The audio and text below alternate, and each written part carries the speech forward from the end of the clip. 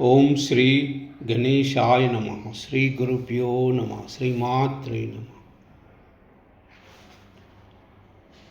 श्री सुब्रह्मण्याय नमः। श्री सुब्रह्मण्याष्टकम्।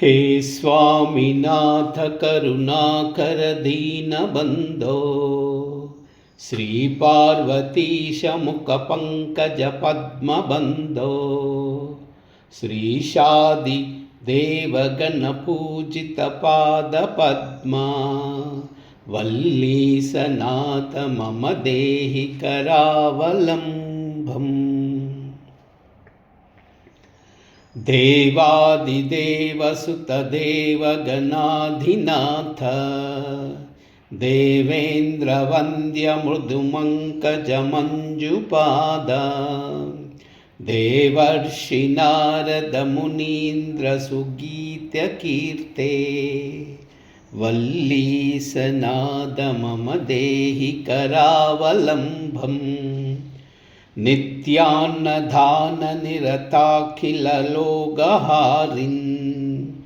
तस्मात् प्रसाद परिपूरित भक्तकामा, श्रुत्यागमा प्रणववाच्य निजस्वरूपा, वल्लीसनाथ मम देहि करावलम्बम्।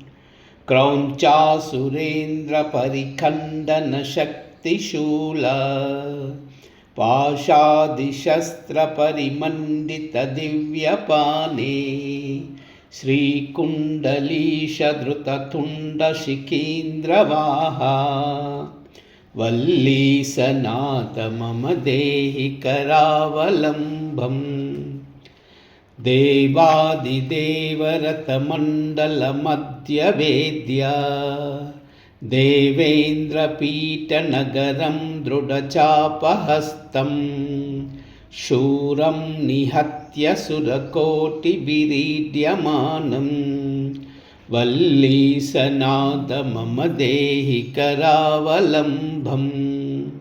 हारादिरत्नमणियुक्तकिरीटहार, केयूरकुण्डललसत्कवचाभिरामा, हे वीरतारक जयामर बृन्दवन्द्या, वल्लीसनाथ मम देहि करावलम्बम्।